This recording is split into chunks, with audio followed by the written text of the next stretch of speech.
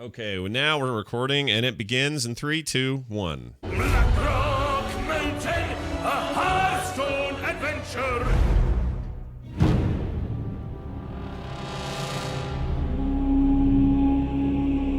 You're listening to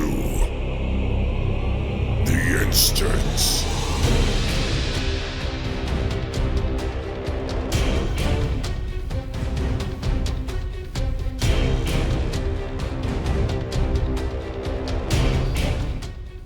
Hello, everybody. Welcome back to The Instance. This is The Instance, episode 403 for Friday, March 6, 2015. I'm Scott Johnson, joined today by these hooligans. Let's start with Patrick. Hey, Patrick. Ooh, I feel honored. Do you? To be the first hooligan out the door there? Yeah. Out the gate? You're tanking it for us. Face rolling. Thinking Scott is a very difficult task. Yeah. I'm gonna try. He's, Don't hold aggro. yeah. You find it easy. I'll Just stand Scott, back and shoot you. Amiibos? So I've been. No, not again. Stop sorry. it, Mark. Quiet. Yeah. So I've been playing Shadow of Mordor. Yeah. Which is what we're here to talk about Of today. course, it's right? the Shadow of Mordor cast, right?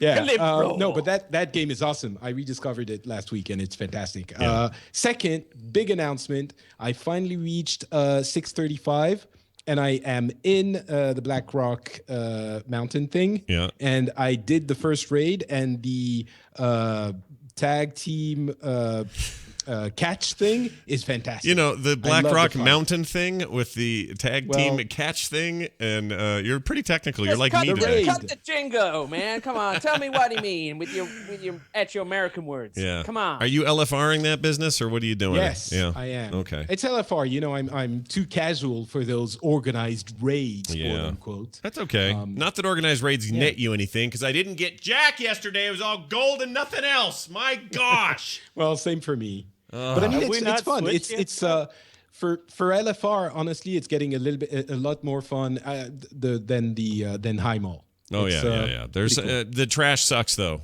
Bad. Yeah, there's a lot of in LFR. It's pretty simple. You just it just AOE. Yeah, in LFR, it didn't seem to. Yeah. In normal, you actually have to Do stuff. some trapping and do some stuff. And it blows. And now with diminishing return CC, that'll suck, too. That voice is Dills. Hey, Dills. Hi. Hi. What's going on? Good to have you here. Microphone sounds good. Yeah, you sound Everything's okay? freaking All right. great, man. Right from the back of your throat that's coming from. Great. It sounds awesome. Hello. And then finally, Maybe Terpster's you should here. go do Blackrock the song, the Blackrock Yeah, Mountain. Yeah. No, Blackrock Mountain. That is the best thing. The best thing about today's announcements at PAX was that song, and it started out as kind of slow narration, then it turned into rhyming kind of rap, and by the end, that guy, that freaking dwarf, was singing. It was amazing.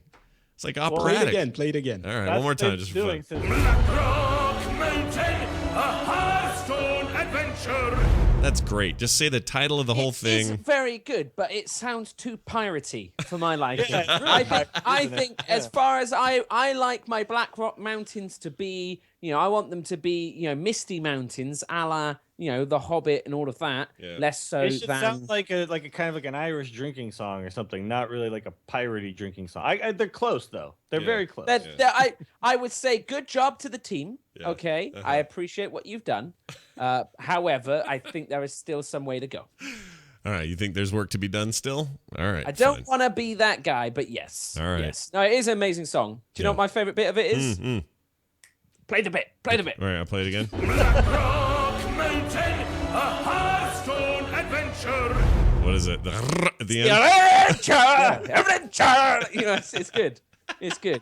I like it. Hearthstone adventure. Oh gosh, Oh, dang it. wow. Hello. I think we found Right, the voice right? actor. Oh, that was What's he doing all this That time? was intense, dude. I'm available, Blizzard, if you want me to You have to be a film a actor really still, really good Hearthstone adventure. Holy shit. That would really upset me if the innkeeper turned out to be French. Oh, I just really, really. Yeah, really. I wouldn't believe it. Yeah. I wouldn't believe it. Well, they'll get to that when they get to something else. So today there was a bunch of PAX stuff. We'll get to all that here in a minute, which will be great because I want to talk about that stuff. But I am frustrated right now. I feel like the last 3 times I've raided, 3 times in a row, all gold. That's it. Double rolls net me nothing but double gold. Gold's great. Don't get me wrong. Now, we talked about this though, Scott, that we should be switching now from personal to they did that whatever with Master Loot. They did that last night, and it didn't matter. I didn't get jack. And okay, I shouldn't say that. People did, right? Here's part of the problem. Yeah, they did. It's just not a lot of mail dropped and stuff that I could use. But when it did, we of course rolled on it. And, of course, I had, the unlucky roll for the one piece I could have gotten yesterday. But we're also, I feel like this is not a knock against our team because we haven't been using this for a long time. But back in the day when you were leading us in Old War, if you recall, when we did Master Loot, you guys you kind of had a plan. It was, all right, let's make an evaluation of the team and say, well, who is in the most need of this thing, right? It wasn't just who gets the best roll like you do in a random or a pug. It was, let's see who really needs this thing. So the only thing I have a problem with when it comes to Master Loot is then it requires that extra organizational shift of now we need to evaluate everybody very carefully, make sure that we're giving it to the right people, even though, somebody else may want it, but it's actually a better upgrade for this guy because his item level's lower, blah, blah, blah. Like, since we're not doing any of that necessarily, there's always it's a great team because people are always like, oh, you know what? It's barely an upgrade for me. Please let so and so have it. Like, that's all happening. It's not like it's a adversarial thing at all. It's just I feel like the RNGesus. It adds more stuff to do for the raid leader for sure. Right. And the RNG's Jesus was just like, hey, you didn't get personal loot? Sorry. Oh, and now we switched it to master. RNG sucks, and you're gonna. Whoa! How dare you talk about RNGesus like that? RNGesus has had my back more times than you will ever know. Okay, and I will not stand for that kind of sacrilegious talk. Sometimes he smiles upon us, sometimes he smiles upon others. Yeah. But he's always smiling, and you gotta love him for that. He's smiling on me. It's 50-50. He smiles on me in Diablo all the time, and so maybe I'm getting an unfair share there, and it's weaker. Exactly. Oh, that's interesting. Yeah. By the way, did you see the GDC talk that Josh Mosquera gave about Diablo? No, but I want to go and see the archive because I heard it was great. I haven't checked it. It's really awesome. But yeah, it's interesting that you might have gotten spoiled by the spoils of Diablo, getting loot all the time in great numbers, and coming back to WoW, going like, wait, where are my legendaries? It is part of that. Like, part of that is that thing that Blizzard has to balance, right? Of spending 2 hours in a thing where there's some disappointment because you're wiping, or there's difficult mechanics you don't have the right team comp for, or whatever. All those things that go into play when you're raiding, and not having that constant kind of carrot drop, that you're used to, but it's always been a thing that. It's so great when you get it. It's just the greatest day ever. And I thought personal loot was like a real revelation because it seemed like I was getting stuff all the time. And now I don't know. You just had a couple of bad weeks. I know. But that's what I'm saying. It's like weeks of time. Like, let me think about this. It's like 12 hours of raid time.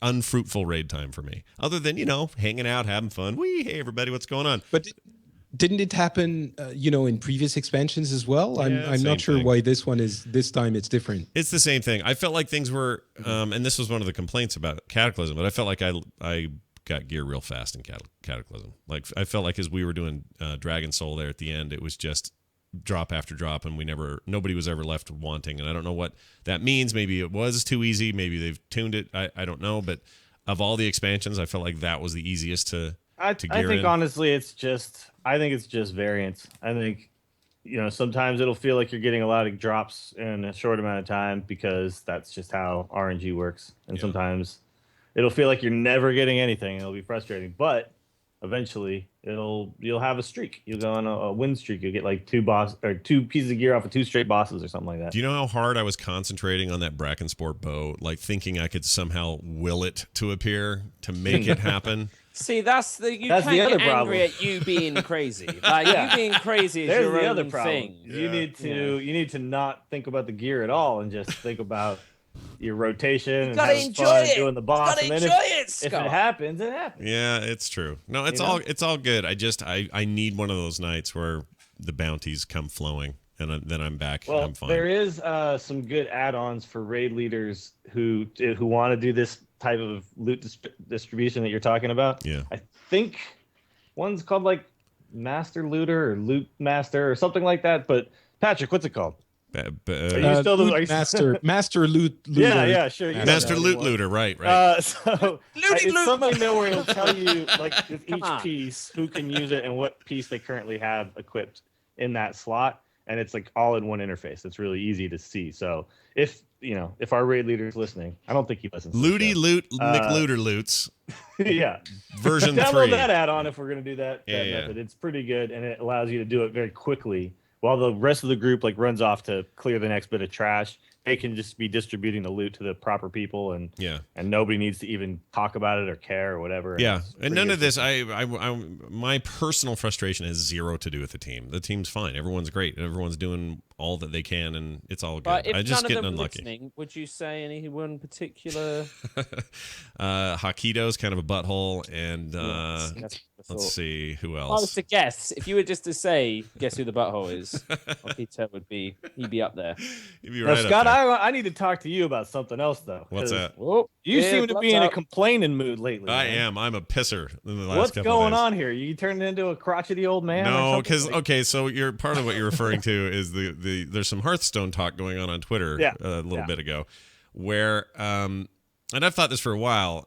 I am probably in this room the least of the Hearthstone players. I kind of suck, and I'm not as interested in it as I am in other Blizzard games. If you're to say to me, Scott, you have 10 minutes, what do you want to do? Or 20 minutes, what do you want to do? Just wait till it's on your phone, Scott. Well, that may make a difference, but I probably would say, yeah, I'll play HOTS. I'll go pull Muradin out and serve everyone some sweet hot defeat from my oven of Have greatness. you got the Magni skin of Muradin? I haven't yet. No. It's the coolest. I don't know. I'm a big Magni Bronzebeard fanboy. Yeah. Sadly, he's made of crystal now. But before he looks amazing. Like they did like a DC. I figuring I got it up there, and he looks amazing. And in Heroes, just boom, so cool. Yeah, so cool. I want that, and I'll get it. Worth the gold or money, depending on whichever you are. That's where I'm going to spend the gold. I got enough gold soon here for a new skin. Gold. May as well do got that some one. Gold. But anyway, that's kind of where I go. So it isn't to say that I don't like or even love Hearthstone. I think Hearthstone's amazing, but as TCGs, CCGs, all those games go, I've always sucked. I'm not great. I've never been great. I'm totally fine to be casual about it. All I'm suggesting on Twitter today, to some degree of not success, is that at some point Blizzard's going to have to address the issue of catch-up for new players. Because at some point, grinding is one thing to say, yeah, if you just play a lot, you'll get there. Well, that's true, but that a lot gets longer and longer with Scott, every expansion. The problem is, what is there? Where do you want to get? Because it's not like there's, are you going to be satisfied when you reach rank 15, when you reach rank 10? Just, that is already super difficult. Just if you want to play and get from rank 20 to 20, 25 to 20 every month, that's fine. Right? Well, this is why Twitter. It's a little bit less frustrating. Right. I think Scott's referring more to getting the cards that everybody has. Yeah, this is really hard now. This is what I'm getting at. It has nothing to do with progression so much as, and you could say acquiring cards is progression, obviously. Now, Scott, I'm going to answer your inquiry here with what every game has as far as a catch-up mechanic, which is already included in Hearthstone and has been since launch, and it is real money. Real money is the catch-up mechanic, and it already exists, and they're not going to add a new one. In World of Warcraft, you can pay, what is it, $50-$60, and suddenly you have a level 90 character. You can buy the new thing and suddenly you have a level 90 character, and that's something that will happen farther down the road, maybe, where if you pay some sort of early fee, maybe they'll give you, like in Magic, you can buy like a starter deck type of thing. Maybe eventually that will be something in Hearthstone when we're 6 expansions down the line, where they'll say, okay, when you first come in, you can buy a beginner's pack, and it gives you a few like good legendaries and some good epics and some good rares and all that, and then makes a pack or a deck for you and kind of gets you started. But we're not quite there yet where it's necessary. The game is still very young. So the catch-up mechanic right now is money. Pay $60, buy 40 packs or whatever, $50, 40 packs, or $70, 60 packs, and you will suddenly have enough cards to compete. I agree. I really don't disagree with anything you've said, but Scott, I would say this. You've got to take it to the next tier, though. Okay, Scott, you need to do what I like to do, where you get an Android emulator, Duo S, for your PC, so you can buy using Amazon coins. Now, Amazon sell their coins for 10% less than the coins represent in value. Okay, and every now and then there's offers on as well, but you can only spend the Amazon coins if you're playing from an Amazon tablet. So it's that level of enjoyment that you potentially get to get involved in. Well, I don't disagree at all with But do you anything. need all the cards? Well, hold on, I don't disagree with anything that Dills has said, and it makes it a I lot agree easier. 100%. But here's what I'm saying: I'm saying that there's one factor in there that you didn't mention that makes a difference, and that is that $60 to boost a character to 90 in WoW, you get a character at level 90 to play in WoW. In RNGesus Town, you pay $60 to get a bunch of decks that may or may not give you all the things you need. Get dust. Well, Scott. yeah, but it's actually very unlikely, in fact, nearly impossible that when you open 60 packs that you won't get enough cards to make any deck that you want to make. Like especially when you talk about you're buying expansion packs. Right. There's only 200 cards in Goblins and Gnomes. So, if you're behind but you had some of the regular cards, you buy 60 of those packs, and then you have pretty much all the cards. Right. I dropped one time the 70 for 60 packs. Yeah. One time when the expansion came, and I immediately had almost all the cards. Like there's a few legendaries I had to kind of earn over time. Sure. And then the other thing too is if you feel like you're behind in arena, you're never behind because everybody's on an even keel. Like you all draft from the same pool. Nobody gets any bonus based on how long they played the game or anything. And yes, it's hard, but you know that you're not getting beat because the other guy had access to cards you didn't have. Yeah, you're just getting beat because he's good. Yeah. So there's ways to play as a person who's behind. It's just you gotta. There has to be in any game a certain element of pull yourself up by your own bootstraps type of stuff, or else what's the point of getting the card? Like people who work really hard and play all the time get all the cards, and then someone else goes like, "Oh, I want all the cards," Right. and then it's like, "Well, yeah, Right. you can get them, but you got to do what I did." It's totally a And that's good point. In every game that exists. Everything you say is true. It's totally true. I think there's just a mental break for a lot of players. I don't think this is just me feeling this way. I think a lot of players are just feeling this feeling of it's a little overwhelming, and so why should I invest it? Because I I'm know the starting feeling way exactly over here. you're talking about. I decided to get into Magic after Hearthstone, right? Yeah. And you want to talk about an intimidating scene to get into? Yeah. You got to show up at places. You can't just sit in your house and get on your computer. Yeah. And maybe or maybe not win a game. And if it does, if you do or do not, doesn't matter. But I got to go sit across the table from some guy who knows every single card in the freaking game. Yeah. And I don't know anything. Every time he plays something, I'm like, hold on.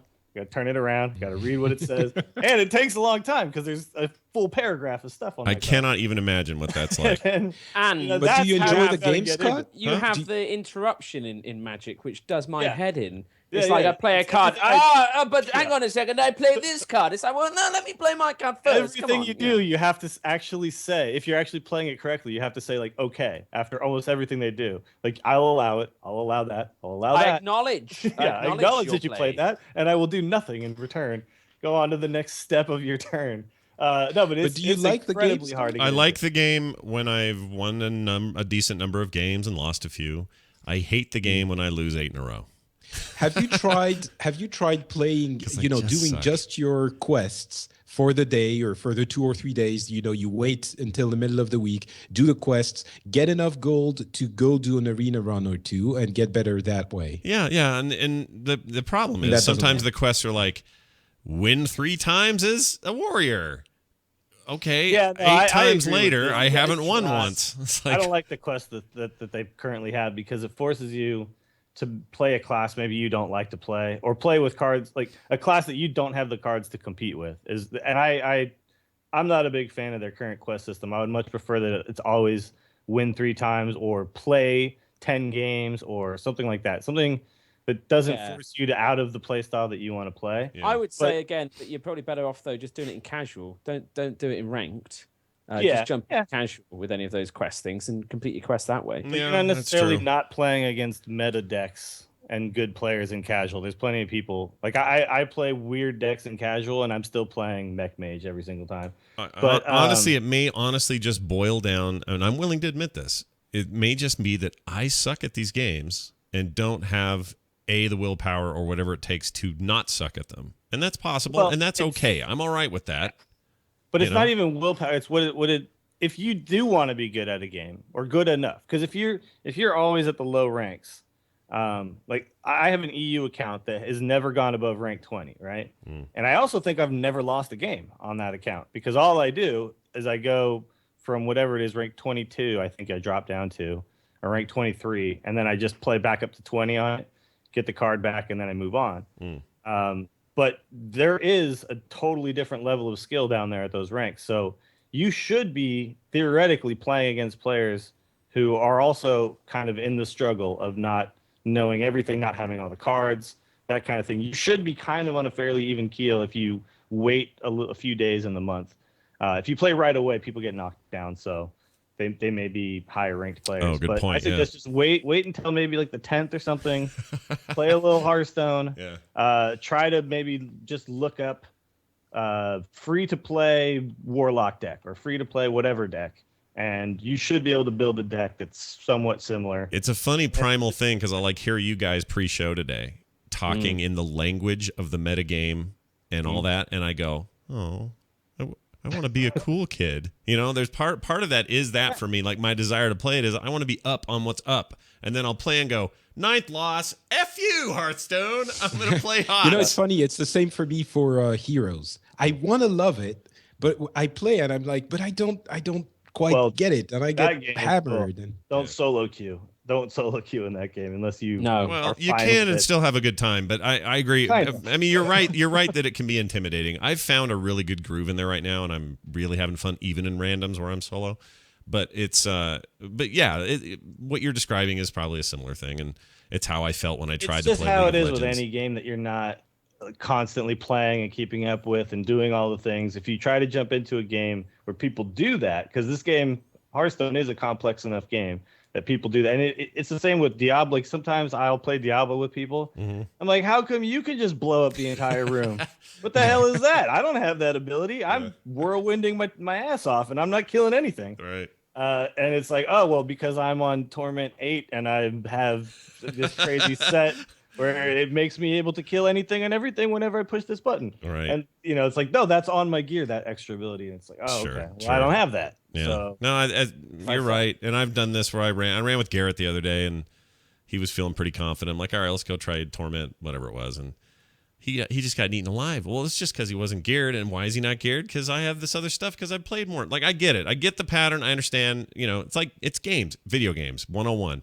I just don't know why Hearthstone's been so elusive, because part of it is a mentality of, I love everything Blizzard does. I'm a complete Blizzard fanboy. I should be better at that. Why am I not better at it? That's a big part of this. Yeah, it's a different maybe it's style that you're not getting into the strategy of it. Like, are you actually maybe we've been talking about Hearthstone for too long, but are you actually getting into the strategy things of side of things, or just like what's playing a the good card, trade? Whatever card goes here? Like, do you build your decks? Part of it is that, yeah. 2-3 moves ahead. Part of it is me being bad at doing that, like like looking at my cards and going, well, that looks like that'd be fun. I'll play that now.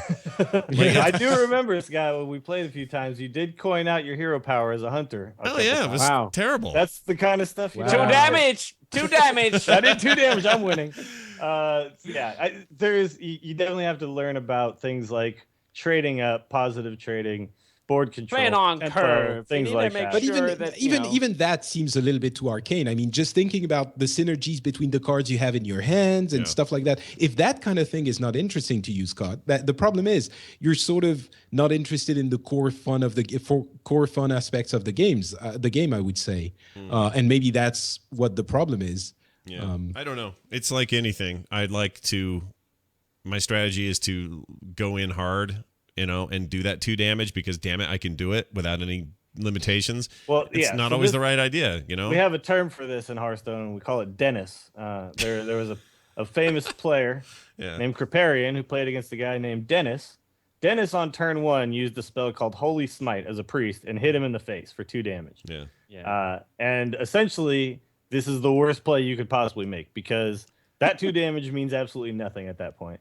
You got to get them down from 30 to 0, and you can't do it just by doing 2 at a time. Only have 2 of those spells. So anyway, the point is, what you want to use that spell for is to clear off minions, right? He went to the face, then on turn 2 he did nothing. So he didn't even have a turn 2 play. So what he was doing was looking at his hand, seeing which cards lit up, and was like, "Oh, I can play that. I will play it." And that is not the way you want to play Hearthstone. I'm a few feet beyond that, but yes, don't just look at your hand and say, "What can I play?" I don't want to be Look at your Dennis. hand and say, "What should I play?" I don't want to be Dennis. Douchebag Carl and Dennis. Those are two people I don't want to be. Yeah. It's fine, Scott. We'll work a little bit together. And maybe Nerdtacular after the last day, we can like sit down with an iPad and I can show you what to do. Yeah. Maybe even a phone by then. Maybe. I'm joking. Nothing more fun than being I'm trying to be humble about it too, because part of me is like, I don't want to be somebody's pupil, but part of me says, no, you kind of need to be because you. Scott, I would love to be your pupil. I'd love you to teach me how to do mad deeps in World of Warcraft. All right, then you need another teacher. No, but it'd be good though, wouldn't it? I think that'd be fun. Would you like to be the has Nick ever come to you and said, Dad, can you teach me to be a man in World of Warcraft? Can you teach me how to lay down a sweet rotation? Why not? Exactly. You could be all fatherly towards me, Scott. Not that that's a weird like fantasy of mine. Let's not read into it. But what I'm saying is that would be interesting. It would be, right? Okay. Sure. Like, Scott, could you teach us how to shave maybe one of these days? Look at my beard, though. Exactly. I have the biggest beard right now. I'm a terrible example of shaving. Right. All these examples are terrible. Bad DPS, bad beard, horrible Hearthstone skills. Hey, look, I can teach you how to rain down fire from hell's heart in Diablo. I just think, could you teach me about segueing from huge tangents back into stuff like the token and actual developments around World of Warcraft? Yeah, in fact, I would love to know how to do that. Here's the number one trick right here.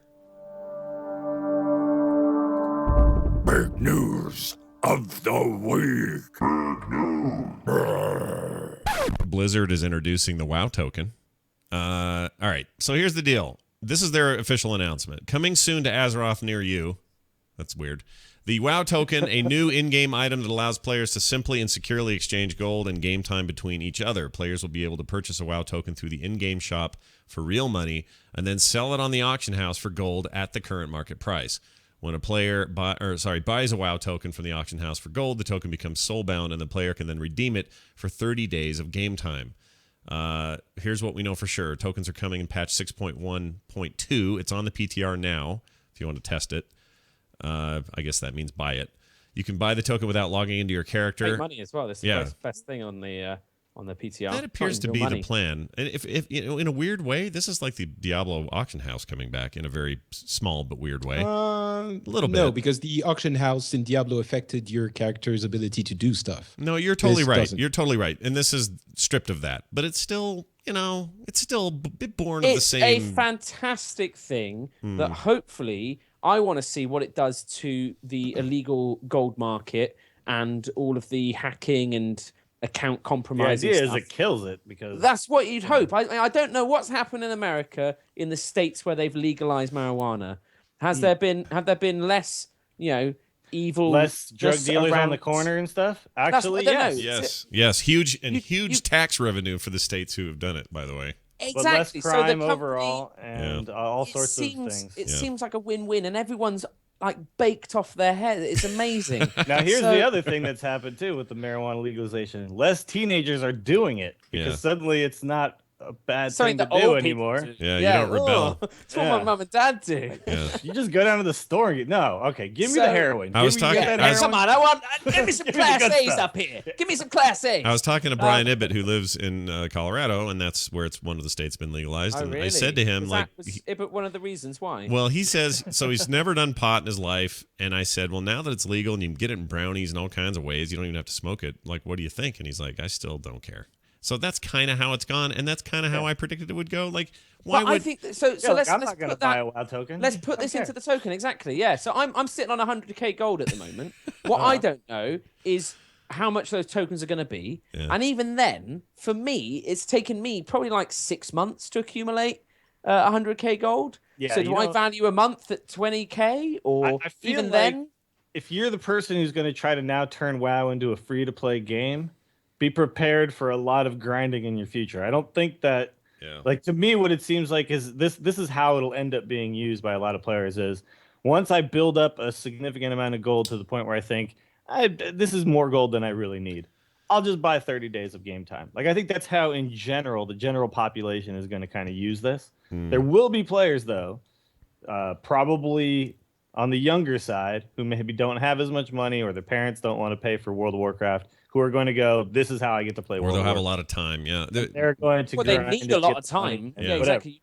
You need time to be able to get the gold. You need time, Or you more need to be time really to be able smart to with the then auction house. play for free for longer. Or yeah, exactly. But I mean, is it the whole of WoW has the same price, or is it by server by server? server. It's going to be server by server because it's just market price. So Yeah. and what they say too is that if you whatever the current market value is, when you put it up on the auction house, That's what it whether sells it as. sells at that price or not, that's how much money you will get when it does sell. And I think essentially you just get that money right away or something like that. It's kind of ambiguous how they worded some of the stuff, but it's whatever the price was when you listed it is the amount that you will get. So even if it fluctuates after that, after your listing, you still just get whatever that is. So you can look at the current price and make a determination on whether it's worth it to you. It says here the price is not set yet, but it won't. This is according to Blizzard, but it won't be less than the regular subscription price. So that's important to remember and kind of goofy. But again, I guess less than $15 to buy one of these things. Yeah, which It makes sense. They're not going to sell it for less. Yeah, that wouldn't make sense at all because then you just buy these and just try to sell it. Yeah, if they were less, if they were 10, you'd just buy a bunch of Exactly. That makes perfect sense. I don't know. I don't know how this is going to go. And I'm no expert in EVE at all, but I know a lot of people in EVE are comparing this to their ISK system where you can grind in-game currency that will pay for your actual subscription. Yeah. So or Plex rather. You pay ISK and you get it. And I mean, it's funny, but EVE works as a single cluster, and there are different markets that will pay different amounts. So it kind of has a similar sort of vibe. And I think, I mean, the interesting thing I think will always be just how does it impact everything else? Like, what are the unforeseens? Because Blizzard does tend to think these things through quite well. And I mean, I've said for ages they should sell gold, and this is their way of achieving that goal. I think it will be interesting, though. I think, like Dills was saying, I don't think many people, this will be the way they pay for their subscription. But I can see it like being like you get a couple of free months a year potentially. Yeah, because I have more gold than I really need right now. I don't really buy that much stuff, right? At the beginning of an expansion, you usually kind of get broke. You have a lot of things you have to get right away, and the things are all kind of at a premium because they're all new stuff and people don't have a lot of them. And then as the expansion kind of moves forward and it gets a little bit long in the tooth, you suddenly have more money, and that'll be when I will probably buy a token or two, or off the auction house, a token or two, and tack that on to my existing 6 month subscription or whatever I have. Yeah. I think we're most of us. Well, I don't know about Scott, but we have enough gold to do stuff. But there are a lot Scott of has people. lots of gold. I have tons of gold. Oh, yeah. you do? Yeah. Oh, okay, all right. But I think there are a lot of Scott's people who there are a lot of people who don't, and that's really the place where it gets a play in the system. It puts in it creates a relationship, as you were saying, Dills, between the guys who have the people who have lots of time and not lots of gold, and people who have not a lot of time and not a lot of gold, and the people who have a lot of time and therefore probably a lot of gold. I remember a few years ago when I was playing WoW, 6 hours a day, I had tons of gold, and I would have been very happy to spend it for game time. I'm sure there are a lot of, as you were saying, younger people, maybe students who have more time, and that relationship, that classic relationship between people who have lots of time and people who don't have a lot of time but do have a lot of money, that's the link that gets created by this. And I don't think it will affect us because we're kind of in a weird middle ground where we do have gold and we also have the money to pay for the subscription. I'm guessing, kind of, somewhat, right? But everyone who is outside of that special case is probably gonna be happy to see this. Yeah, they'll fall on one side or the other. Essentially, this is gonna actually, I think, help some people maybe come back to the game too. People who think like, well, I'm not gonna buy illegal gold off of weird, shady sites. Yeah, but I always had a problem getting gold. I work a lot. I don't have a lot of time to play this game, but I wanted to come in and play, and I don't have enough gold to buy gems off the auction house or whatever. Oh, look, I could just pay $15 and get 30,000 gold all of a sudden, or whatever the price will end up being.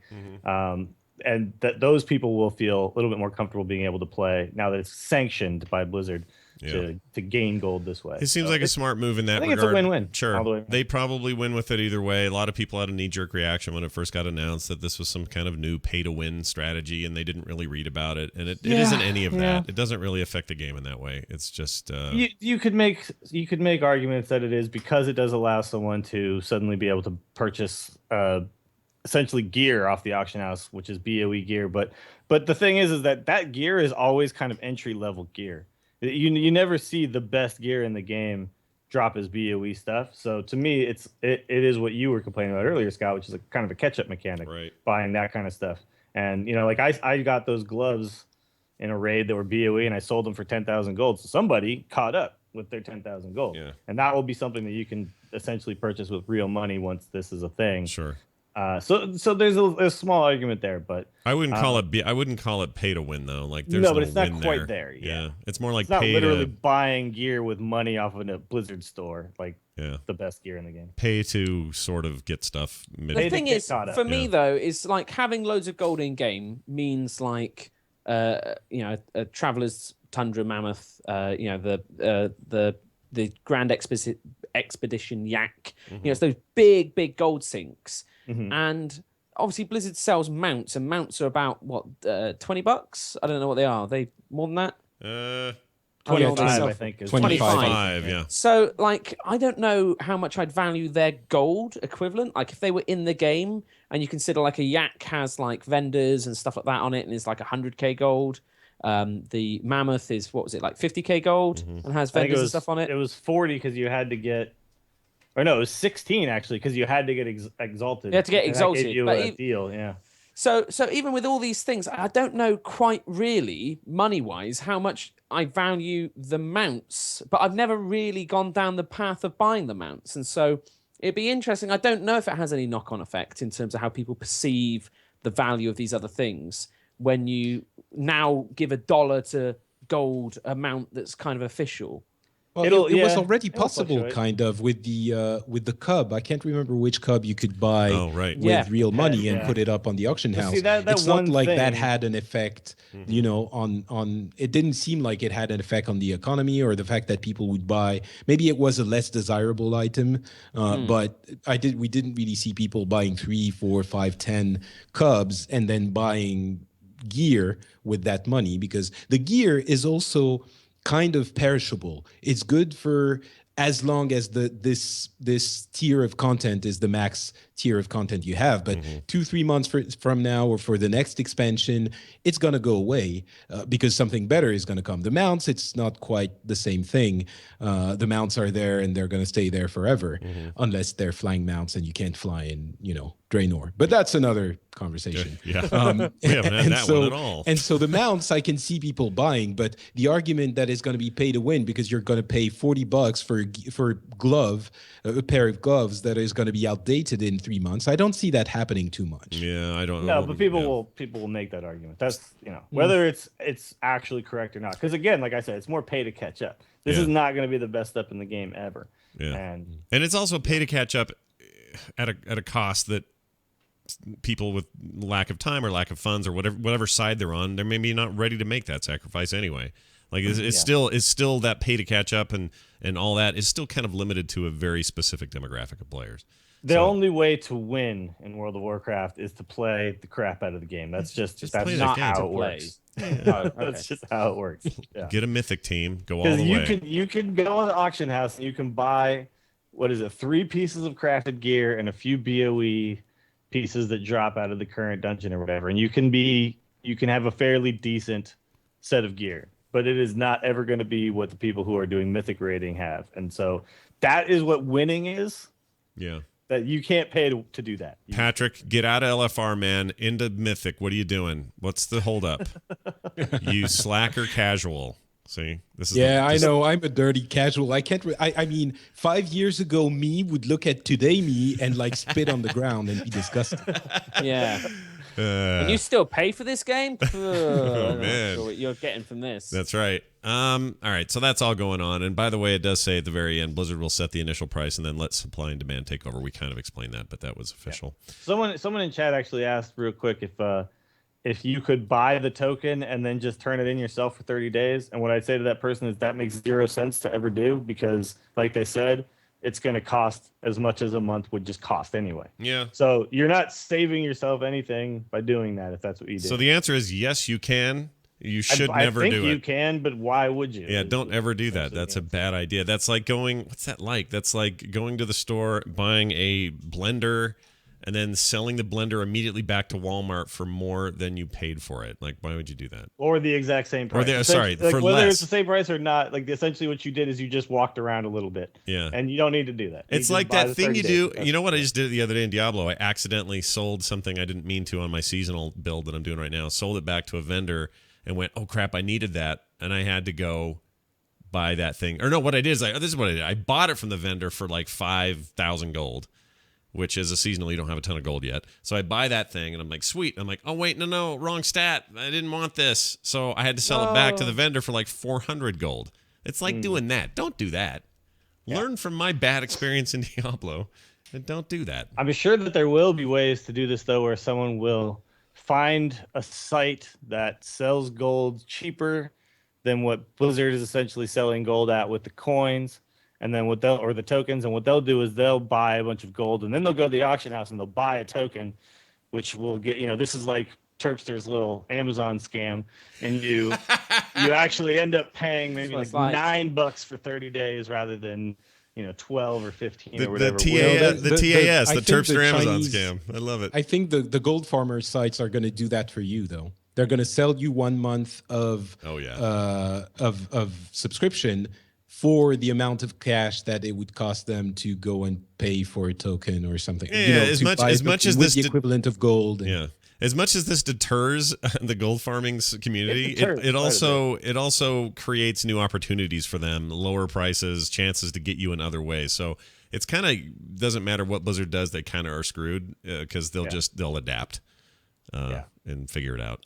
I think there will be some gold sellers because they will find a way, right, to continue doing what they're doing and making money. But I think if it has any impact at all, if it stops a few people from doing it and it makes some people go, this isn't worth our time anymore, let's find a new scam, then Blizzard has done their job, essentially. To completely eradicate it, I think, is too big of a goal. And really what you just want to do is just incrementally deter it and take it down. Make it more difficult. Sure. Yeah, make it more difficult and less profitable. For MP3s and provide a safer option and easier option. Sure. Yeah, anytime you try to completely eradicate something, you're just going to fail because it will happen. Whatever it is, it will happen somewhere in the world. And you just make it harder and less profitable. So, sure. It's funny because a lot of people thought this was more of an overture toward free-to-play as an ultimate goal. And really what it seems to be, in my opinion, is an overture toward getting gold farming out of the hands of, risky sites and stuff. It's reported like $1 billion business, gold farming. Mm-hmm. So it's not a bad thing if you're the one who has that in your hands to kind of bring that back in-house. I mean, I've spent more money in Hearthstone, I think. Well, actually, no, not than in WoW, but definitely year on year, I've spent more in Hearthstone than I have in WoW because of the ability of microtransactions and that they're things I want to do. I want to buy packs. I want to open them. I don't really want to buy mounts. Maybe being able to buy cool stuff in game with gold and supplementing that. Maybe. I don't know. Mm-hmm. I'm not sure. Mm. Well, there you have it. The PAX panels happened today, not long ago. Well, now long ago, but this morning they happened. And they had representatives from the Overwatch teams, heads of Overwatch, Heroes, and Hearthstone teams. Jeff Kaplan came out for Overwatch first. We'll just recap some of this stuff. They showed off 2 new characters, a Western, sort of spaghetti Western themed, very, very much in the vein of like Fistful of Dollars kind of style. Sergio Leone style Western looking dude named McCree. Yeah, he looks awesome. He does. I will play that guy. Nobody can figure out if the belt buckle was a reference to the X-Men and what's his name? Badass Mother Effer. It could be that. It could be that. EMF. It's the acronym. Not it's not the Nightcrawler. actual words. It's not. Yeah. It's not BAMF. Nightcrawler. Because everybody, But that's what it means. Everybody in my Twitter feed was blowing up about Nightcrawler, so I thought maybe they were making a reference to Nightcrawler. No way. This guy, it's badass MFer. Yeah. All right. Yeah. Sweet. Pretty clear. All right. You guys see gold and white. I see blue and black. That's how it works. It would be funny if then Zariah said like MILF or something like that. Wow. Oh man. Wow. Yowza. Wow. I'm impressed. He seemed good. I liked his abilities. I like his attitude. That's great. I think Overwatch is obviously shaping up to be rad. They also showed off the second character. I forgot her name. I forgot to write it down. Crap. Zariah, which I'm wondering, is that a reference to the CM? Oh, I don't know. Maybe. That'd be fun. That'd be cool, right? They do that all the time. She does a lot of stuff with Hearthstone, though, so that would be. Is she Russian? I've killed Zarum in every Blizzard game I own, so it's I don't know what her origin is, but I don't know her origin story. But she's awesome. I met her at BlizzCon. It's not the same spelling, but no, it's not the same spelling. Yeah, Zarya. I think she's her own thing, and I think with Overwatch they're probably going to keep it, all their own stuff till they start doing any nods. Yeah, and if they do, they'd be more.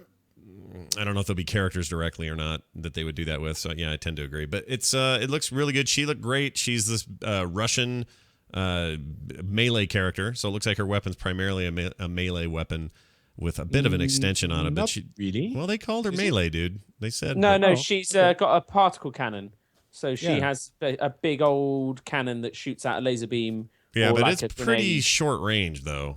And they called her melee. I don't. I thought they called it defensive because she has the shield thing and the gravity well and the grenade.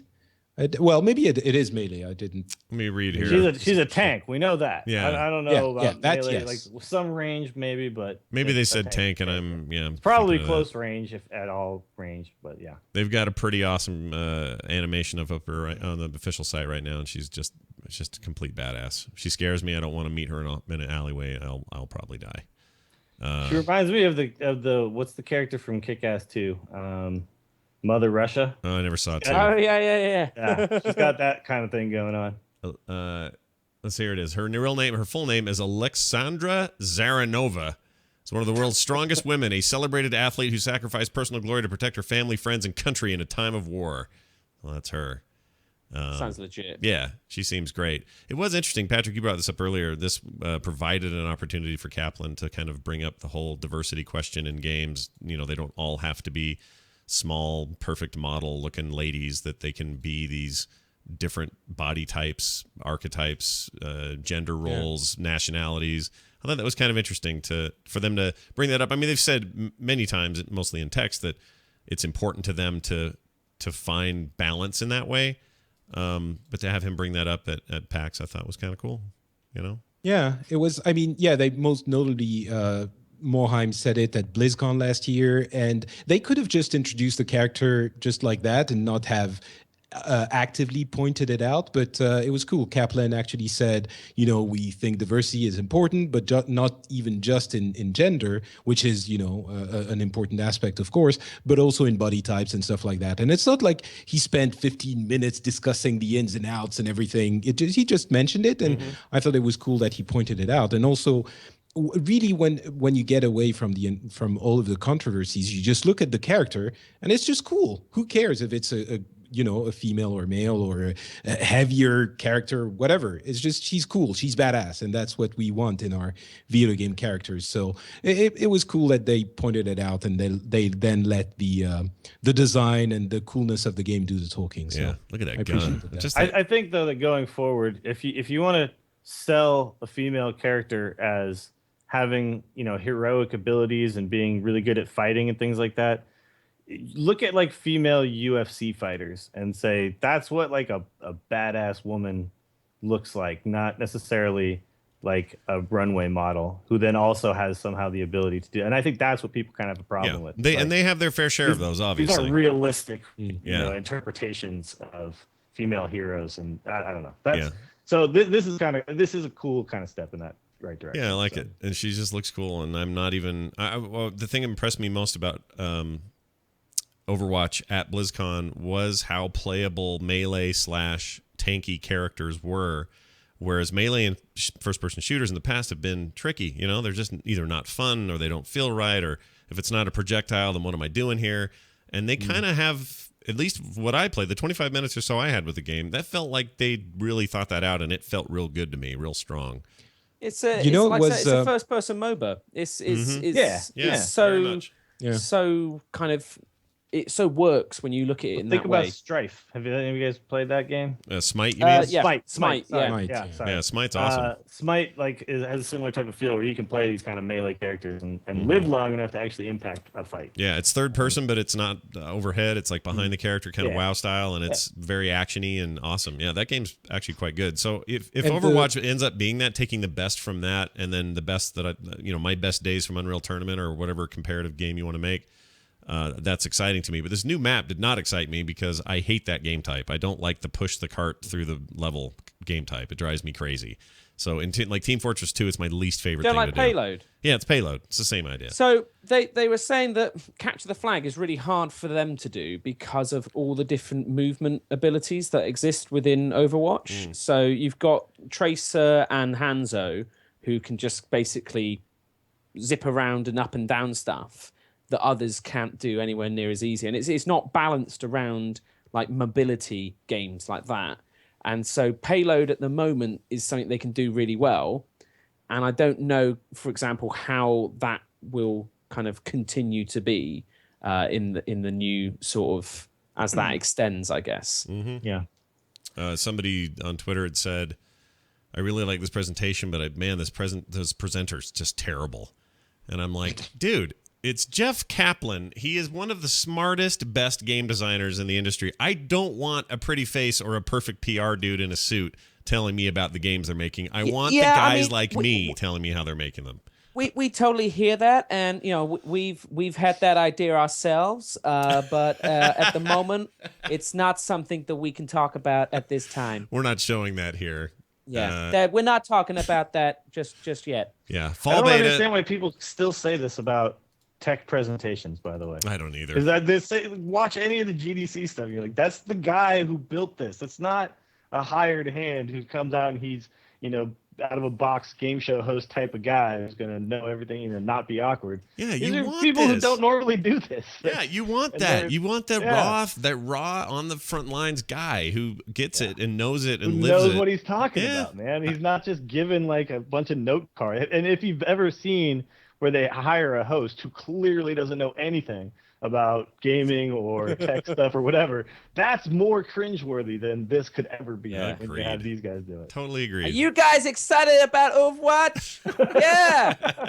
Here's some of my favorite bits. McGruff character, right? McGruff is great, you guys. Are there any cowboys out there? Any fans of cowboys? McGruff.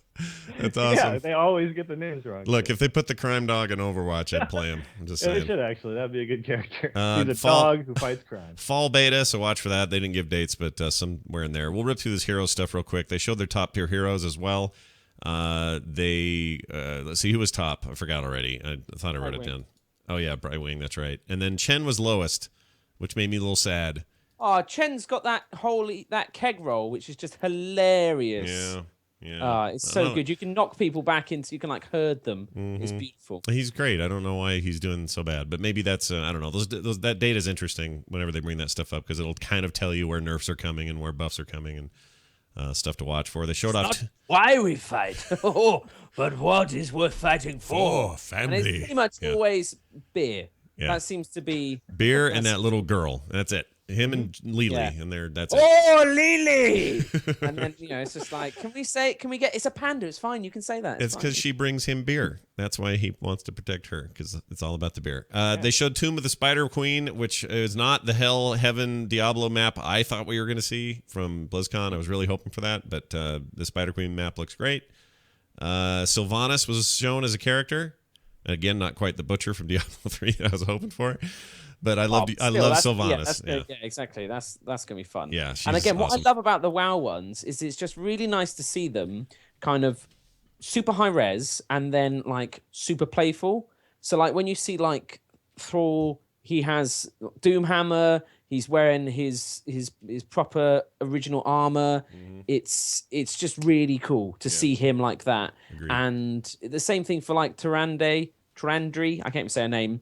But like they have a blood elf version of her if she was a blood elf as one of the alternate skins. And that's so cool to see these amazing characters in all these different ways. I love it to pieces. I like Vela as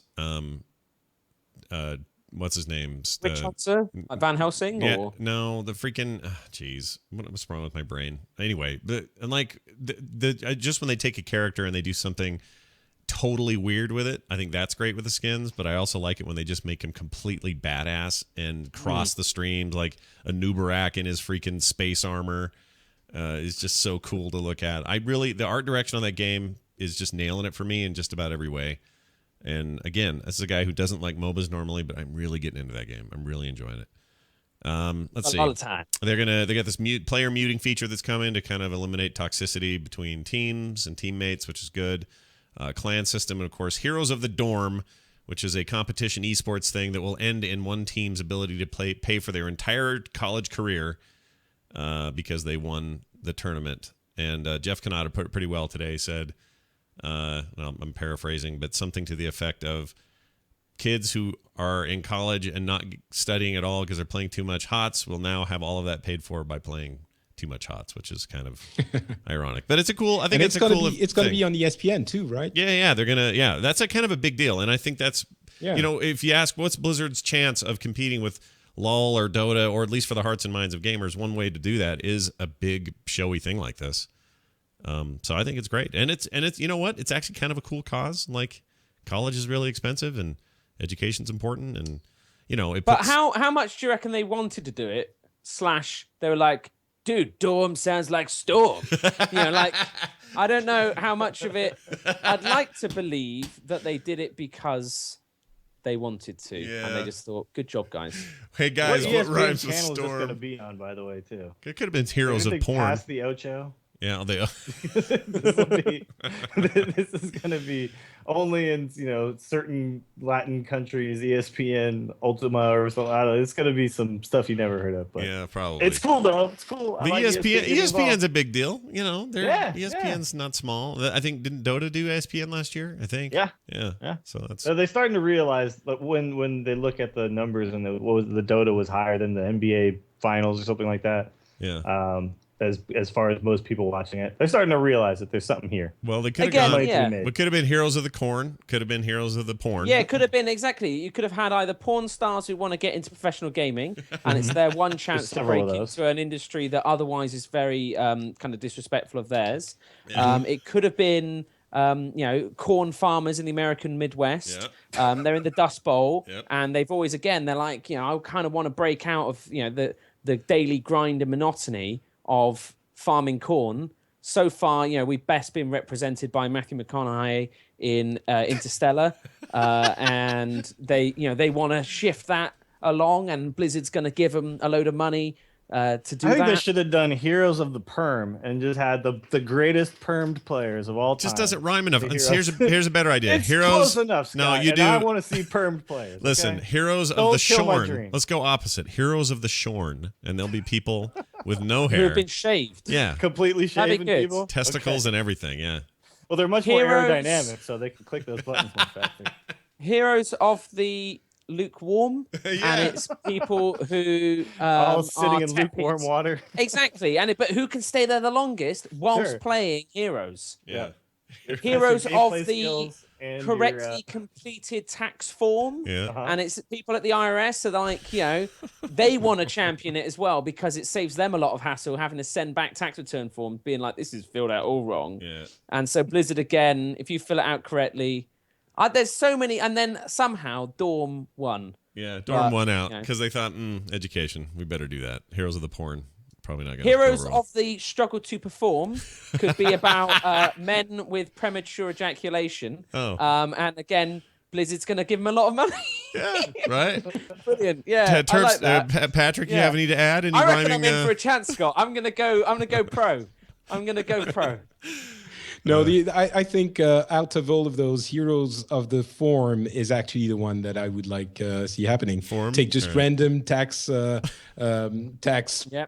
accountant people and just get them to play and see what happens and see how long it takes for them to descend into insulting chaos, and then for them to find the mute my teammates button that they're going to add as well. How about Heroes of the Michael Dawn, where we get Worf from the original Star Trek, Star Trek The Next Gen, to basically so only cosplayers that play him? Yeah, people just him, just Michael Dawn, just Michael Dawn, just him, just doing the tutorial and the whole thing, and Captain, and he's Captain. I'm not sure about I would love that. Who wouldn't want to watch Heroes of the Michael Dawn? By that, if you're doing ORN, you could just get Heroes of the Jason Bourne, and then you could just have. Matt Damon. Just Matt Damon versus Matt Damon. This has turned you can't into remember how to play. Or who he Matt was Damon he versus the guy from the Hurt Locker, who's Jeremy Renner. Yeah, right? that's it, Rayner. Yeah. Yeah, who was the second? Renner, There but we sure. go. Bam. Sure. Europeans with your Rayner. That's the problem. Is there's so many different things for them to do. What I started off liking Heroes of the Dorm as a concept, but now I'm not so sure. You kind of feel like they went with the easy If you were option. still there at Blizzard, you would want them to pump the brakes on this one. Guys, I got Michael Dawn on the phone. He's still got the funny forehead thing. He's interested, but we need to get all the prize money to go to him. Yeah. What is he up to these days anyway? Nothing. Nothing? No. Okay. I don't know. Probably. Heroes. Waiting to go pro. Yeah, waiting to go pro. Probably. Really good at Heroes right now. Preparation. This whole episode should be called Heroes of the Misinformed. All right, here we go. Let's move on. That was bad. I had to get that one out at the end. All right, Hearthstone got a bunch of stuff. We talked a ton about Hearthstone, so we don't have to talk much more. But Blackrock Mountain looks great. Shipping next month. That seems fast. Say what? Theme song. You want to hear it one more time? Okay, here we go. Yeah, dude. All right, one more time. Blackrock Mountain, a Hearthstone adventure. Yeah. It's amazing. Shipping next month. That seems fast. Dills, real quick. Is that fast? It seems fast. Nah, we got. You're talking a card game. You need expansions 2 or 3 times a year at least. Wow. Because the game gets stale for the people playing it all the time if you don't do that. That's interesting. I didn't think of it that way, but I guess you're right. At a high level of play with the same cards and you play a lot of games. Yeah. You need some new stuff, man. And the thing that Magic does is Magic basically says new things out, old cards, you can't use those anymore. Yeah, they have like a cycle for standard where there's 3 releases a year kind of on schedule. Everyone knows exactly there's going to be 3 a year. It's a new block, and then essentially you can go 2 blocks back or whatever. So if you're playing in standard format, things that were more than 2 blocks old or 2 releases old are now out. And that's just constantly happening that way. All right. Fair enough. Real quick here, Double Agent. You guys remember him? He was a neutral Pandaren. He was famous for hitting level 90 in the Mists of Pandaria without killing anything. It was completely neutral as a Pandaren. Didn't have to pick a side to do it. He has finally reached level 100. Took a while. As far as we know, he's the only crazy person doing this. That's amazing, and he's done it faster than I think people predicted. Yeah. I read it was going to take like 2 years or something ridiculous. So he must have upped his game somehow. Yeah. Still took a lot longer than anybody else, which picking so many flowers, dude. Can't even imagine doing this. A lot of flowers. There's a reason there aren't 5 guys doing this. There's a reason there's only one, and he's got a lot of time on his hands, apparently. Anything in the world, there's some guy who's the best at it, and he is the best at. Like, that game, that WWE card game on your phone? Yeah, that one. It's kind of awesomely dumb, but it's cool. Awesome. It's a little time waster game. But there's these events they put out where it's like you play this guy versus this guy or whatever, and you gain points every time you win. And I was playing a little bit, and I was like, oh, and I get this reward. And I was like, well, how many? I had like 150 points, and I thought I was kind of playing it a lot. And I was like, well, what's the most guy got? Let's go up to rank 1 and see what that is. He had like 70,000 points or something like that. Like, you literally just have to sit there playing this game all day, every day. And there are anything in the world, there's some guy who's doing it all day, every day. Yep. Somewhere in the world. It's crazy. Crazy to me too. But hey, it's there for everyone, I suppose. Even that guy.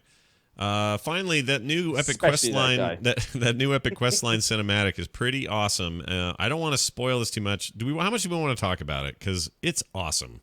And the storyline. Let's not spoil. Okay. Let's talk around it. We're going to have to talk about it at some point. So when do we talk about it, Scott? Because the fact is, I don't want people saying, like, I love the instance, but I got to go listen to, like, this other podcast over there because they actually talk about what's going on in this game. Yeah. Well, let's wait until it's out, maybe. It's actually, in the game. Yeah. That sounds really, like, logical and sensible. I'm not sure if I agree. Can we just say this, that it involves Grom Hellscream and it involves freaking what's his bucket, Warlock Man. What's his name? I can't think of it all of a sudden. Gul'dan. They're both in it. Known as Warlock Man. And I'll just say this doesn't really spoil anything because I already thought he was a dick, but man, Kilrog is a dick. Oh, yeah. They're all dicks. Well, kind of. You've laid out a cast and you've assigned that one of these is particularly a dick when others might not be perceived as dicks. Do you remember a few months ago on the show, I said, the warlord you guys all need to keep your eye on, no pun intended, is Kilrog.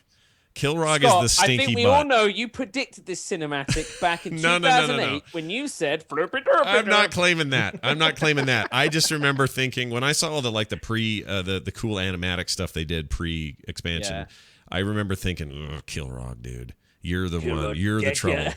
It's they should call you Kilrog dead guy because I'm coming for you, man. I'm gonna own you. It's the religious fanatics that you always have to watch out for, the ones that really go all in on their mythology that scare me the most, and he scared the hell out of me. So I'm just saying he may be scary. That's all. That's it. I'm not giving anything away. Yeah. You're not giving any spoilers. Yeah. Nah, but there are. I can't wait to talk. It's amazing. Have a drink on Honestly, me, Kilrog. Don't try and save yourself from it. Go watch it. It's amazing. Yeah. It's not. I mean, it is spoilery, but it's not like it's. Well, yeah, it is spoilery actually. The best thing, it's so pretty, and the so well character models are so amazing, and the animations they now manage to get into those. It's really like it feels like the cinematics are constrained not really by the technical ability of the engine, but really.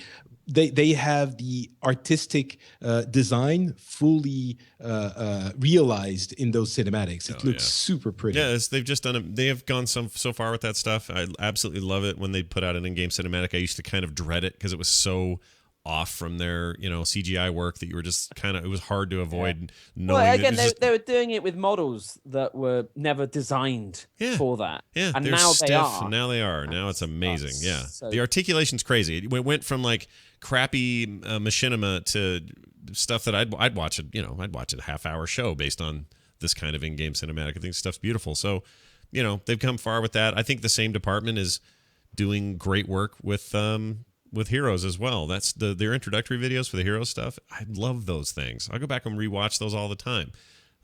So yeah, if you want to be, I don't think you'll be spoiled to go see it. I just don't want to make that decision for people. So just go see it.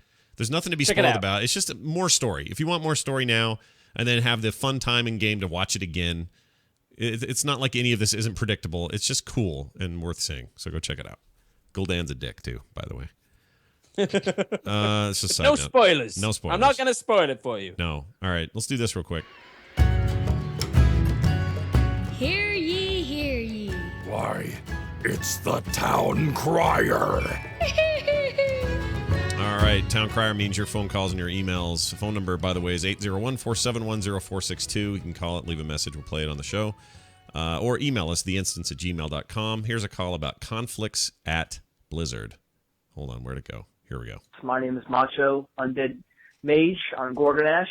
I'm wondering, do you guys think that there has ever been a time in Blizzard where maybe somebody has difference in choosing on what they want new content in the game? Like maybe one employee wants this in the game or one employee wants this in the game. Has there ever been any conflicts, do you think, or anything that disagreements or anything like that? Love the show. Thanks a lot, guys. Have a good day. I'm guessing there's disagreement every day, all the time. Yeah, exactly. All right. I'm the former Blizzard employee here. I can tell you disagreements when some employees suggest that we would, for example, do an expansion entirely based on Murlocs with an additional race that would be Murlocs, and some employees might send emails to the entire executive staff. I did that every month for 5 years, and I said, Murlocs are the way to go, people. What's the subject line? I don't want to say there were conflicts, but I don't want to say there were conflicts, but my pay might have been docked a couple of times for harassment. Right. So let's just say Patrick's departure wasn't necessarily voluntary. Okay. I mean, this is a company whose one of their chief cornerstones has always been every voice matters. So when you say things like that, that means every voice really matters, and that means everybody with differing opinions gets to say, and people can disagree. And there are swaths of ex-developers who used to work at Blizzard that leave because they don't like something, and they go on and start their own studio, and they launch their own projects. Countless games, many that people know, that come from that. So even disagreements to the point of leaving happen. It's just a normal company, man. It's just where people go and work. Any company in the world, anytime several people get together to do something, there will be disagreements. Just the way it is. Yeah. That's why, I don't think that. I don't think that at all. I think I would be wrong. You think okay? Well, I'm sure there are disagreements everywhere. 4 guys in a room. With nobody I think disagreeing.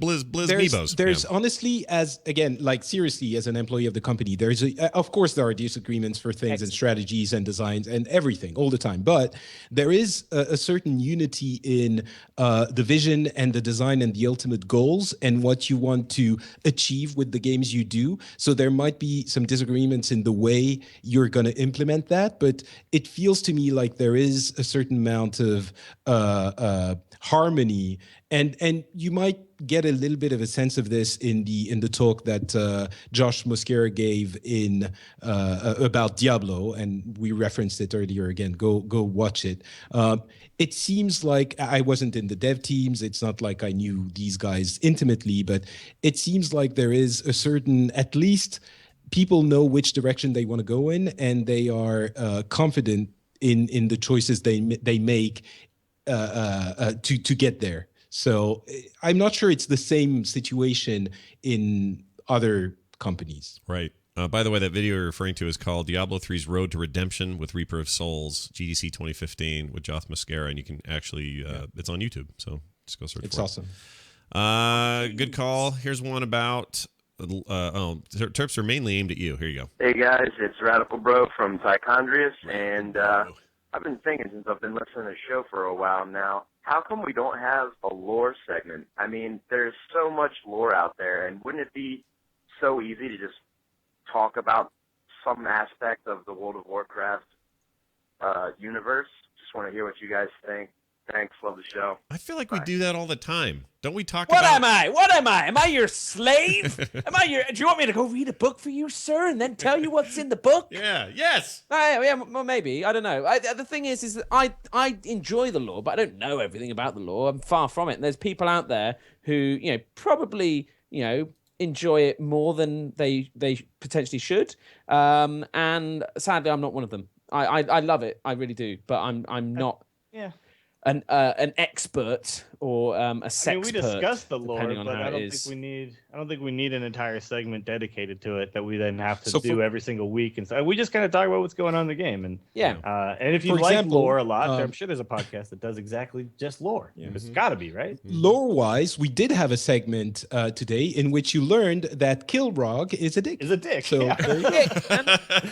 Lore segment. Maybe we should just get a little. We just need a bumper and make it official. Sure. But every once in a while, it'll be like we'll talk and someone will bring up a dragon or some aspect of something or whatever, and Terps will go off on, well, now when he talked to Jaina, and I feel like we kind of get them naturally and organically. Excuse me, don't use that voice when you're discussing me. Herpy-derpy-derp. I would never be so uncouth. I do that all the time. Well, we do, exactly. But the thing is, I think if you're interested in the lore, go out and read about it. Like Wowpedia, read your quests. Yeah. Like, honestly, quests are really good, and people just click them and they accept them and move on. The best thing you can do, if you're interested in the lore, roll a new character and play the game. Mm-hmm. Then if you really like it, buy a book. There's some amazing books. Blizzard's just released a new comic on the website. So it's a free PDF, and you can read about Gnar, who is a guy you encounter in Frostfire Ridge when you play through the Horde, and the Frost Wolf clan and all of that stuff. And so again, really cool, free, just on the Blizzard website. They did 2 before that, one on Blackhand and one on It was kind of Garrosh and Gul'dan at the same time. And they're really cool. And I would say just, Google it, ultimately. Yeah. Did you just tell people to just Google stuff? That's your answer to the guy who loves you so much that he's like, he wants to hear your voice telling the story of this game he adores. And you're like, just Google it. Just Google it. If I was doing it, I would do it in my voice anyway. It would be Deckard Cain all the way. There's no way I'd do a lore. Yes. We must remember. We get this stuff with Angry Chicken and stuff too, where people want us to explain how Hearthstone works and stuff, and go really into detail about all of the mechanics. And there's a certain part of us that wants to do that stuff. Is stealthed because in Gilneas it is under assault from the undead forces of Sylvanas. It's just like, okay. Yeah. Okay. No, but essentially, we don't hold our audience's hands. You know what I mean? We discuss things from a perspective of people who are interested in this topic already. Yeah, y'all are smart. We trust in you. Yeah, we're not here to be Google for people, essentially. So it maybe it sounds rude to say things that way, but it's for people who do have interest in this stuff already and are already doing it, it would be boring to have us rehash all that stuff too. Right. So it's on both sides. You're never going to make everybody happy, essentially. That's true. So you just do what you do, and if people enjoy it, people enjoy it. It might make turfs are happy. But we will talk about lore, especially when T's here and stuff comes up. We just won't. Yeah, and I do actually really love it when we do. It's always fun. Yeah. I forgot to play this earlier. Hang on. I am Sylvanas Windrunner, Queen of the Forsaken. And if you will not serve me in this life, then you will do so in the next. So freaking hardcore. She's so hardcore, man. Yeah. It's a compelling argument, isn't it? Yeah. It's like, no, it's fine. I'll serve you in this life. It's okay. If you're not going to do it, no you're going to do it, basically. You can do That's it what I'm saying. You can do it now, or you can do it later. Yeah. Okay? Yeah. Which, now she sounds like my mom. They were saying on stage that they couldn't decide between warrior and assassin for her role, and did they say where they ended up with her? I can't remember, but I want to play her bad. So hopefully that's coming real soon. There's a time and a place. Yeah. But, yeah. There's also a dollar amount, which will cost me. But anyway, here is a final call it's about Patrick. Here you go. I figured out how to fix the problem of the beta. All you have to do is tell Patrick that he forgot to put the little accent grave over the E in beta, so it should actually sound beta. Well, there you go. I figured it out. I fixed your problem. All is good now. Remember to tip your delivery drivers. Time is money, friend. All right. So, does that fix it for you? You fixed the Patrick. Thank you very much. He's neutered you, right? Which does it work from male or female? I don't know how it goes. Fixed, neutered. I don't know how it works. Anyway, thank you for that. Right. So, I'm going to read it. So, B-E accent grave. Actually, he meant aigu, but whatever. Yeah, that's aigu grave. Come on. I'm gonna read it. Wait, just a second. What's the one with the hat? Okay. What's the hat one? Oh, that's circonflexe. Wait. What did you say? Sick? You said sick cornflakes? Did I hear that right? Reads, sick cornflakes. In my world, it reads beta. So there you go. It doesn't work. Fair enough. All right, we got some emails. Here's one from the Warrior Poet, who says, regarding T's rapping occasionally. Terpster, do you want to rap this? Oh, or do you want me to? Lord. Where is this? It's in the emails. Yeah. You'll have to Alt-Tab out of Hearthstone and then... No, I've got it in a window. It's fine. Right. Okay. Are you going to lay down a sweet beat for me? That's a good idea. How do I do that without sounding like an idiot? Because I can't beatbox. Scott, come on. What am I, your dad? Hold on. My dad. Do you not listen? Here we go. Hold on. Let's try this one right here. I don't know if this is going to work, but we're going to try it. You don't just have a lot of sweet beats. That's not it. Hold on. That's not going to work. And just in time. Here you go. Charge the door. Oh, here we go. There you go. Turtle's here and just in time. Charge the door down to deliver this rhyme. Rocks its accent from across the pond while you're stunned looking too scared to respond. It's Big Daddy's crib. Do you still need proof? Sit down, drink your milk. Tips is raising the roof. It's okay though that you dropped the ball, but Philip Patrick is pronounced Cho'Gall. Cho'Gall, that's right. Take that, everybody. All right. Nice. You didn't say that right. It's you drop the bow, but little Patrick. Drop the bow. Let's check out. Come on. I'm working here. Yeah, I can see that. Thank you, Aurelian, on Manaroth US. That kind of made my day. That was beautiful. Yeah, really well done. Steven wrote in, says, hey there. A couple of weeks ago, Terpster made a comment about using a remote control system so that he could do garrison missions on his iPad. Could he give a little detail on how to do this, please? Says Snuggle Kitten. Called Log Me In. Okay, you do have to pay for it, I think, or maybe you don't. I pay for it. I think there's an older version you can get free. Yeah, it enables you to remote desktop onto a computer. But basically, anything that allows you to remote desktop onto a computer. So if you're in the same house, I know that Splash Top works, Yeah, and I Splash think Top Splash works as Top well. free. No, well, you can do Splash Top not in the house, but you have to pay for that to do it. Right, somewhere else. If you're in the house, it's free. But basically, anything that allows you to pull up your desktop computer on your iPad, and then as long as you've got a Garrison add-on like Master Planner or something that makes it tap-friendly, so you haven't got to drag dudes across or fiddle around too much, it's more than easy to crack on and play a bit of Garrison. And I think if you have Android tablets and a Windows computer, I think you don't have to pay at all. I think there's just like built-in stuff. Probably, yeah, there's probably kind of mad stuff. Yeah. Well, there which you I have don't it. have, but so Right. all conjecture. All I conjecture just at this imagine point. that people who have Android tablets can just do everything. Well, And they I'm can somehow stuck in my. They can kind of Apple do a world. lot of stuff but not that much. Like it's some stuff. Some of it's a little shady. Yeah, I mean, there's more capabilities I think for weird things outside of that you can just kind of hack and do stuff with. Right, for sure. But there's ways to do all of this stuff on Sure. Apple. A lot of that stuff's kind of come a lot more equal. There's some shady stuff you could do that. Like I had a guy the other day. He's like, I said something about a show I wanted to watch. He goes, "Oh, just use this app. It's no problem. They're just all right there."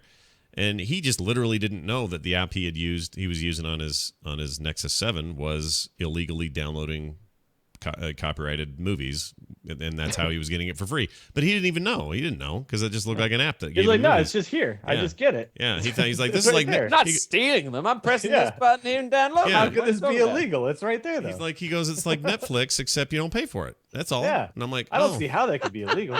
Yeah, I mean that's really what I he like said. that. So I don't know. There's some weird middle stuff in there, but for the most part, yeah, you can find kind of cool ways to do it. Is it? I mean, are you having a lot of lag, Terpster? Is it a pain? Like, what are It's the downsides? not really like the frame rate. You wouldn't be able to play it just because of interface. You don't really move around. Mm-hmm. So I plant my characters in front of the mission planning desk in my town hall, and it's just tap tap tap tap tap, and then all done. I use the little on-screen mouse and right-click on my Blingatron, so that I can do that every day. And that's about it, really. You just kind of look at what you can do statically, and then every 3 days I try to get back to a computer screen if I haven't already, to actually go and pick up my not missions, what are they work orders. There you go, and do that. But yeah, for the most part, it's really easy. And like I said, my dudes are sitting on 5-4-5 now, maybe. I'm not sure what my item level is. I'm gonna log in and find out. But really good. No, it'd be more than that. 6 something. What are we now? It's good, basically. Right. And I honestly haven't jumped into LFR this week. But I've got what's the Dranonically Epic or whatever the last chief was. So I'm all epic all over, and that's chiefly through running missions. It's not high level gear like in Mythics and stuff like that, but so yeah, I got Mystically Epic, and then I got the other one, the newer one as well. And what was it I was looking for? Here we go. 652 I'm sat at, and that's without That's really higher than me, and you haven't rated other than LFR. Yeah, LFR a couple of times, but even then, not many. That's crazy. So, crazy. Yeah.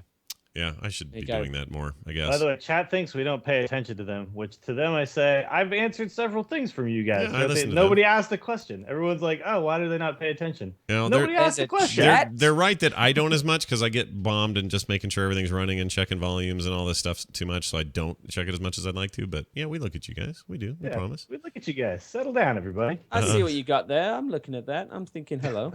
I've seen that. All right, here's a If question. someone asks a question we need to answer, we answer. Well, here's one one right here. Polly Walls asks, why is Terpster talking about the law? Yeah, that didn't need to be addressed. That was fine. We read it. We skipped over it. Yep. So there's that. Okay. That's going to do it for us. By the way, all of us do other really cool things. You can follow us all on Twitter to see what those are. Not Patrick at Not Patrick. I guess Patrick at Not Patrick. _T for Terpster. Willie Dills for Dills. Me at Scott Johnson. And the show is, of course, at Instance Show. You can find the show and the archives and everything at theinstance.net. That's our website. Our music was created by Matthew Oxley. Big thanks to Paul Swickert, our intern. If you want to find more great shows like this, go to frogpants.com. And don't forget, all of us will be at Nerdtacular 2015. There are still a few tickets left. They've sold way faster than last year. I don't know what's happening. Maybe Little Metzen in there did that for us. I don't know. But you can catch all of us at an Instance panel that will include Chris Metzen at Nerdtacular 2015. Tickets are on sale. They're cheap. It's easy. We got Russell as well. Or is he not coming this year? I don't know. I've been trying to get through to him, and I haven't been able to yet. I've been asking, so I hope so. He's been the last 2 years, so I hope, so fingers crossed. We have multiple. Oh, it'd totally go up there if he comes. Yeah, for sure. And in fact, if Greg Street comes like he was rumored, I think he could even sit up there. Is that cool, though? Would we be allowed to have Greg? Yes. Is that would not be a like bit weird, wouldn't it? Surely that's like, hey, Greg. League characters. Yeah. I mean, on the other hand, we don't have any specific relationships with Blizzard. We could, we're just a podcast. Yeah, we don't care. And it's not like Greg is going to come on the show and go like, oh, those assholes at Blizzard, they were so horrible. Have you seen how they ruined my game since I left? It's like, stay away from my wife, Greg. Yeah. You're like, whoa, what have we stumbled on? No, crap. Yeah. No, the way I see it is, it's a big, happy, extended Blizzard family. I mean, all of them are coming for fun. Like, even in Metzen's case, this isn't some business thing. He's coming for fun. So don't expect they're going to be doing anything official. Though, Metzen.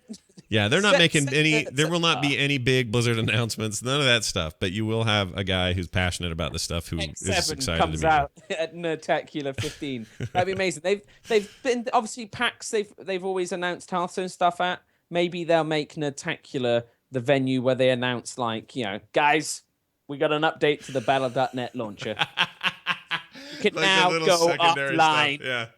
You can be offline and invisible, and everyone's like, "Oh my god!" That would actually be a huge announcement. It would be. That would be. No, it'd be small stuff like, "Hey, there's a new blue post up about why CC isn't working in the newest raid." That would be what they would announce. Blue post, and it would be something like promoting Film Sack, and you realize it's Randy, and you'd be like, "Come on, man, what are you doing?" Yeah. So anyway, I'm really stoked about that whole idea, and I'm excited to see many of you there. I know a lot of you have already gotten your stuff registered, but if you haven't, it's nerdtacular.com. Go there now and take care of it. I think that's going to do it for us, for me, for Patrick, for Dills, for Terpster. We'll see you next time. Bye. Bye.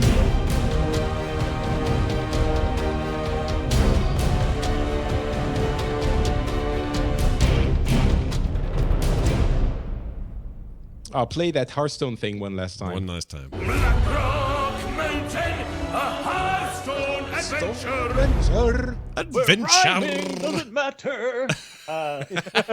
It's close enough. Have you guys ever looked at just how many freaking podcasts there are about World of Warcraft, or have been? Yeah, there's been I a was lot. trying to find if there was just like one specifically about lore, because I know WoW Insider had a lot of lore stuff, right? Yeah, they did for a while there. And I assume Blizzard Watch is probably doing some of that, although now they're all Blizzard things. Although today you could argue we were all Blizzard things, but I just went. I found this page, and it's got this entire list of podcasts, and it's got this entire list of podcasts which are no longer going, which is insane. It's just holy crap.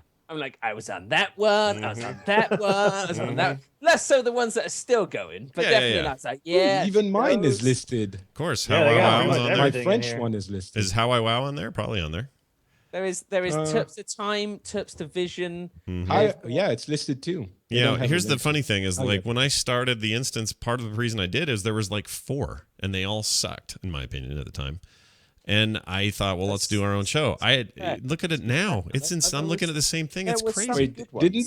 Didn't Mike Gaines' World of Warcraft start before yours? Yeah, his did, and I'm not saying his sucked. I'm just saying. This was one of the shit ones. You can say that. That's fine. And look, though, from however bad that was, look what beautiful thing came from it. Oh, yeah. The instance. Yeah, the instance was, and who knew? That's what it is. Because we wouldn't be here were that not as bad as it was. So right.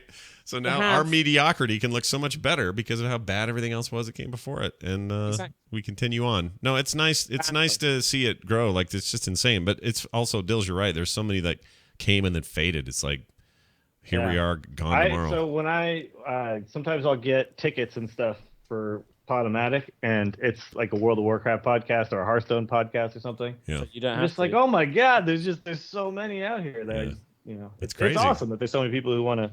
That's one of the things about Blizzard games. Their community, just participation is through the roof. Yeah, they're so good at hyping stuff up to the point that every one of us gets tempted to make freaking Overwatch shows or some other thing, or it's just impossible to not get wrapped up in it if you enjoy their games even a little. Yeah, I tried to do a podcast about every single game, but man, it's just a lot of stuff. It's a lot of talking, man. I think between the Instance and Angry Chicken, we kind of have them all covered. And the Diablo show for that matter. ITN, I was doing that with Garrett, and I was like, I can't keep up with 3 games. Yeah. I can't be hardcore about 3 kind games. Of insane. Yeah, especially Blizzard games that have a shelf life of basically infinite. Yeah. So forever. You have to. Yeah. It's funny. Yeah, that is. It's a weird thing. It's both great and a problem because you just can't get it all in. Like, and the more Blizzard expands and makes more and more games, which I don't see them stopping doing this. And they're in a place now, 5 years ago, you asked me if Blizzard would have 6 games on my launcher that are all active and great. I would have said, you're a lion sack of shit. And they have a shooter coming? No way. This would have happened. I had a moment, maybe 2 or 3 years, maybe 2 years ago when I looked at my launcher and there were, I think Hearthstone and maybe Heroes that were announced but not available. And I was looking at all the games and I was like, holy crap, I could live my entire video game, gamer life within the Blizzard universe and be happy. Yeah. And I would play all these games and I would be covered. I keep It's coming pretty back amazing. to it. Thinking that the company had basically one IP 5 years ago, active IP. Yeah. So. Yeah. Everything else was like, oh, well, they're never going to make another one of those, the other 2 pillars. And then they had this big one thing and you thought, well, this would be them forever. And now they're making a shooter, for heaven's sakes. I mean, it's crazy and great. By the way, people are playing that damn thing right now, and we're not one of them. I know those buttholes. What's going on? We'll all get. But are we supposed to get beta or open alpha or whatever? Yeah, we get beta in the fall, alpha, and they're gonna. No, but it's in the fall, they're gonna wait until. No, I don't think. They announced beta, and I don't think they're going to do anything, outside the company before. Can I just get it? I don't think so. Okay. No friends and family, you don't think, this time Can around? I just get it right now, Blizzard? The thing is, so the problem is with the friends and family, as soon as you do that, you have people who are friends, but also journalists or public figures who get invited. And at that point, basically the game is public, so you might as well invite people anyway, because if you get in a situation where, for example, Scott gets an invite from a friend and other podcasters or YouTubers don't, they get pissed off and it creates an unfair situation. So once you launch the friends and family, basically you have to invite more people and it becomes a closed alpha or beta or whatever. But that's how it goes. Yeah, that's totally true. I just Scott, I'm on the phone to them as soon as you get it, saying, the fuck is this about? Who do you think I am? Who do you think I am? And they're like, I don't know. You can't handle the truth. Yeah. And they're like, that doesn't make any sense here. I'm like, it's the intensity. Appreciate the intensity of the scenario.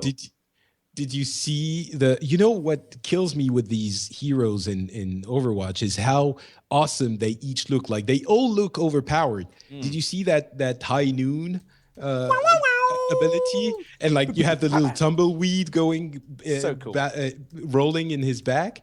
And the reality is for you as the player, time slows down a bit. So you're a little bit vulnerable. But basically, when you click the button to shoot and you've got that timer counting down, whoever you've got traced on, insta dead, bam. Yeah, it does slow down for you a little bit. Yeah, as you as the player, time slows down so that for everyone else, you're just walking along really badass and slow, not giving a shit, and that's when they can kill you. And so I guess afterwards, once you press the button, it goes in fast forward, then you kill them to catch up. That's very clever. Didn't realize snaps that. Quick. Yeah, it's very, very cool. It's so just ambitious to try to do stuff like that in a real-time game with other players. Because well, I think that's not a new weakness of concept. the ability, though. The idea is that for you as that player, you're going to kill whoever you're looking at, but in the time that's basically like a cast time where you're vulnerable. So it is it's a MOBA. It's fun crazy seeing how them. Yeah, it's fun seeing them inject all these other styles of game or genres kind of into a shooter in a way that I don't think I've seen quite this way before. At least, but it feels like so Metzen. That character to me feels like if Chris Metzen were given the opportunity to create what he would consider the coolest thing, that would be that. The only thing that would be more Metzen would be Captain America, but he's already done. So this to me, just like some kind of cowboy shooting. Exactly. There's going to be a guy who chucks a shield around and is really patriotic. I kind of thought Space Monkey was pretty good though too. Yeah, that's amazing. That was like, but he does. Yeah. He is like, I'm annoyed Jeff Kaplan doesn't voice him. That for me would have been amazing. That would have been, we've discussed that internally. We think, we agree that would be really cool. It's not something we can talk about at the moment. So does he have really hairy arms? Does he have really hairy arms, or is he wearing? And it's the glasses and the hairy arms. Yeah, I think exactly. Or is that shirt like a tattoo? Yeah. I always wonder. Exactly. Yeah. Exactly. Beautiful. Anyway, different guy. I will leave you all. Anyway, thank you all very much. Fantastic show today, guys. That was awesome. Bye. Talk to you later. Oh, hello. Thank you very much for that. All right, we did that whole post show for